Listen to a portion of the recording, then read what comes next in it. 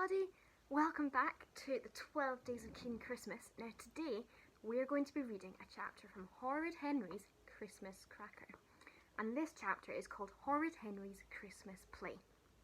So make sure you're comfortable, sit nicely and enjoy the chapter. A cold dark day in November, 37 days till Christmas. Horrid Henry slumped on the carpet and willed the clock to go faster. Only 5 more minutes until home time. Already Henry could taste those crisps he'd be sneaking from the cupboard. Miss Battleaxe droned on about school dinners, yuck, the new drinking fountain, blah blah blah, maths homework, blah blah blah, the school Christmas play, blah blah. What? Did Miss Battleaxe say Christmas play? Horrid Henry sat up. This is a brand new play with singing and dancing, continued Miss Battleaxe, and both the older and the younger children are taking part this year. Singing, dancing, showing off in front of the whole school. Years ago, when Henry was in the infants class, he'd played the 8th sheep in the nativity play and had snatched the baby from the manger and refused to hand him back. Henry hoped Miss Battleaxe wouldn't remember, because Henry had to play the lead. He had to. Who else but Henry could be an all-singing, all-dancing Joseph? I want to be Mary, shouted every girl in the class. I want to be a wise man, shouted rude Ralph. I want to be a sheep, shouted anxious Andrew. I want to be Joseph, shouted Horrid Henry. No, me, shouted Jazzy Jim. Me, shouted Brainy Brian. Quiet, shrieked Miss Battleaxe. I'm the director, and my decision about who will play which part is final. I've cast the play as follows. Margaret, you will be Mary. She handed her a thick script. Moody Margaret whooped with joy. All the other girls glared at her. Susan, front legs of the donkey. Linda, hind legs. Cows, Fiona and Claire, blades of grass. Miss Battleaxe continued assigning parts. Pick me for Joseph, pick me for Joseph, Horrid Henry begged silently. Who better than the best actor in the whole school to play the starring part? I'm a sheep, I'm a sheep, I'm a beautiful sheep, warbled singing Soraya.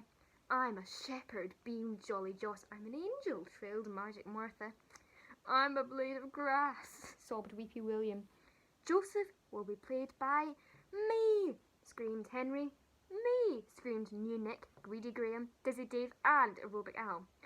Peter, said Miss Battleaxe from Miss Lovely's class. Horrid Henry felt as if he'd been slugged in the stomach. Perfect Peter, his younger brother.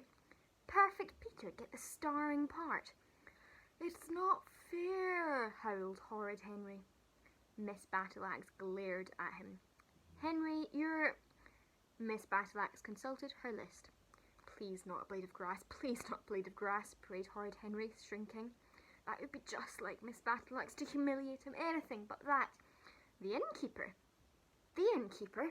Horrid Henry sat up, beaming. How stupid he'd been. The innkeeper must be the starring part.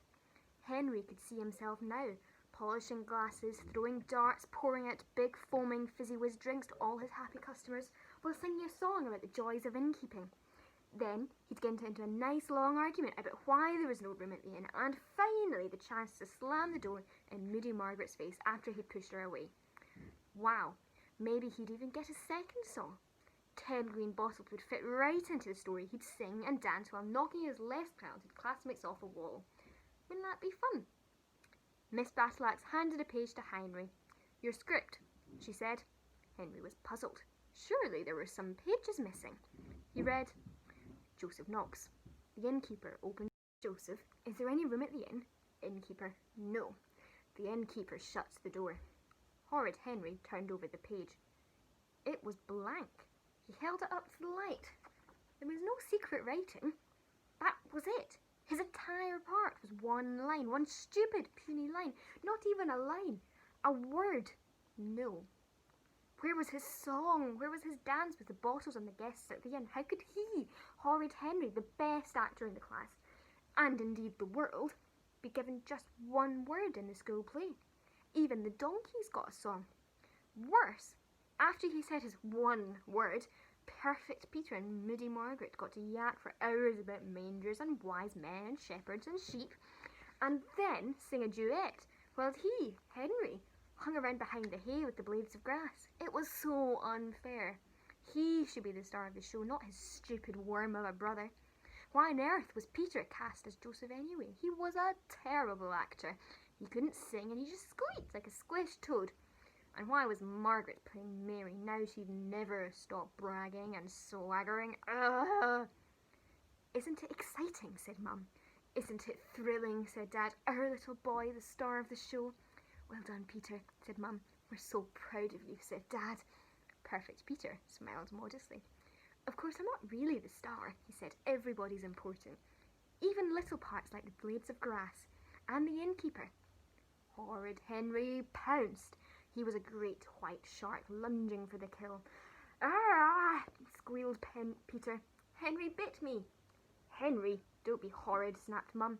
Henry, go to your room, snapped Dad.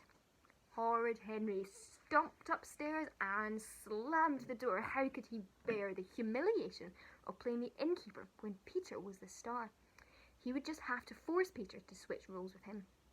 Henry was sure he could find a way to persuade Peter, but persuading Miss Battleaxe was a different matter. Miss Battleaxe had a mean, horrible way of never doing what Henry wanted. Maybe he could trick Peter into leaving the show, yes, and then nobly offer to replace him. But unfortunately, there was no guarantee that Miss Battleaxe would give Henry Peter's role. She'd probably just replace Peter with Goody-Goody Gordon. He was stuck. And then Horrid Henry had a brilliant, spectacular idea. Why hadn't he thought of this before? If he couldn't play a bigger part, he would just have to make his own part bigger. For instance, he could scream no. That would get a reaction. Or he could bellow no and then hit Joseph. I'm an angry innkeeper, thought Horrid Henry, and I hate guests coming to my inn. Certainly smelly ones like Joseph. Or he could shout no, hit Joseph, then rob him. I'm a robber innkeeper, thought Henry, or I'm a robber pretending to be an innkeeper. That would liven up the play a bit. Maybe he could be a French robber. Maybe he could be a French robber innkeeper shouting no and rob Mary and Joseph. Or he was a French robber pirate innkeeper so he could shout no, tie Mary and Joseph up and then make them walk the plank. Thought Horrid Henry. Maybe my part won't be so small after all. Maybe the innkeeper was the most important character. 12th of December, only 13 days until Christmas. Rehearsals had been going on forever. Horrid Henry spent most of his time slumping in a chair. He'd never seen such a boring play. Naturally, he'd done everything he could to improve it. Can't I add a dance? Asked Henry. No, snapped Miss Battleaxe. Can't I add a teeny-weeny little song? Henry pleaded. No, said Miss Battleaxe. But how does the innkeeper know there's no room? Said Henry. I think I should. Miss Battleaxe glared at him with her red eyes. One more word from you, Henry, and you'll change places with Linda, snapped Miss Battleaxe. Blades of grass, let's try again. Eek. An innkeeper with one word was infinitely better than being invisible as the hind legs of a donkey. Still, it was so unfair. He was only trying to help. 22nd of December, only 3 more days until Christmas. Showtime. Not a tea towel was to be found in any local shop. Mums and dads had been up all night frantically sewing costumes. Now the waiting and the rehearsals were over. Everyone lined up on the stage behind the curtain. Peter and Margaret waited on the side to make their big entrance as Mary and Joseph. Isn't it exciting, Henry, being in a real play? Whispered Peter. No, snarled Henry. Places everyone for the opening song, hissed Miss Battleaxe. Now remember, don't worry if you make a little mistake. Carry on and no one will notice. But I still think I should have an argument with Mary and Joseph about whether there's room, said Henry. Shouldn't I at least check to see? No, snapped Miss Battleaxe, glaring at him. If I hear another peep from you, Henry, you will sit behind the blades of hay and Jim will take your part. Blades of grass, line up with the donkeys. Sheep, get ready to baa. Bert, are you a sheep or a blade of grass? I don't know, said Beefy Bert. Mrs. Oddbod went to the front of the stage. Welcome, everyone, mums and dads, boys and girls, to our new Christmas play. A little different from previous years. We hope you all enjoy a brand new show. Miss Battleaxe started the CD player. The music pealed, the curtains rose, the audience stamped and cheers. Stars twinkled, cows mooed, horses neighed, sheep baaed, cameras flashed. Horrid Henry stood in the wings and watched the shepherds do their Highland dance. He still hadn't decided for sure how he was going to play his part. There were so many possibilities. It was so hard to choose. Finally, Henry's big moment arrived. He strode across the stage and waited behind the closed-in door for Mary and Joseph. Knock, knock, knock. The innkeeper stepped forward and opened the door. There was Moody Margaret simpering away as Mary and perfect Peter looking so full of himself as Joseph. "Is there any room at the inn?" asked Joseph. Good question, thought Horrid Henry. His mind was blank. He thought of so many great things he could say that what he was supposed to say had just gone straight out of his head. "Is there any room at the inn?" repeated Joseph loudly. "Yes," said the innkeeper. "Come on in." Joseph looked at Mary. Mary looked at Joseph.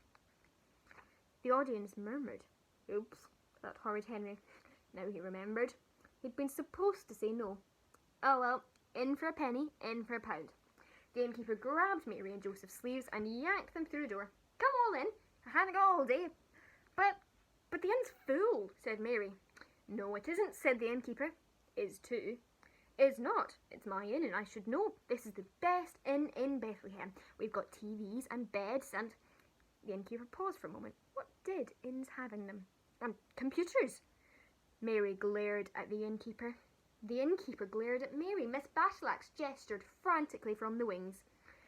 "The inn looks full to me," said Mary firmly. "Come on, Joseph, let's go to the stable." "Oh, don't go there, you'll get fleas," said the innkeeper. "So," said Mary. "I love fleas," said Joseph weakly. "And it's full of manure." "So are you," snapped Mary. "Don't be horrid, Mary," said the innkeeper severely. "Now sit down and rest your weary bones and I'll sing you a song." And the innkeeper started singing.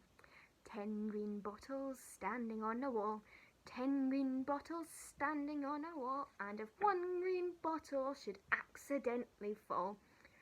"Ah!" moaned Mary. "I'm having the baby." "Can't you wait till I finish my song?" snapped the innkeeper. "No," bellowed Mary. Miss Battleaxe drew her hand across her throat. Henry ignored her. After all, the show must go on. "Come on, Joseph," interrupted Mary. "We're going to the stable." "Okay," said Joseph. "You're making a big mistake," said the innkeeper. "We've got satellite TV and..." Miss Battleaxe ran on the stage and nabbed him. "Thank you, innkeeper. Your other guests need you now," said Miss Battleaxe, grabbing him by the collar. "Merry Christmas!" shrieked Horrid Henry as she yanked him off the stage. There was a very long silence. "Bravo!" yelled Moody Margaret's deaf aunt. Mum and Dad weren't sure what to do. Should they clap or run away to a place where nobody knew them? Mum clapped. Dad hid his face in his hands. "Do you think anybody noticed?" whispered Mum.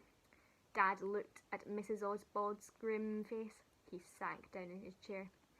Maybe one day he would learn how to make himself invisible. "But what was I supposed to do?" said Horrid Henry afterwards in Mrs. Osbod's office. "It's not my fault if I forgot my line. Miss Battleaxe said not to worry if we made a mistake and just carry on. Could he help it if a star was born?" And that's the end of the chapter, Horrid Henry's Christmas play. I hope you enjoyed that, everyone, and you're having a lovely day today. I'll see you all soon. Bye.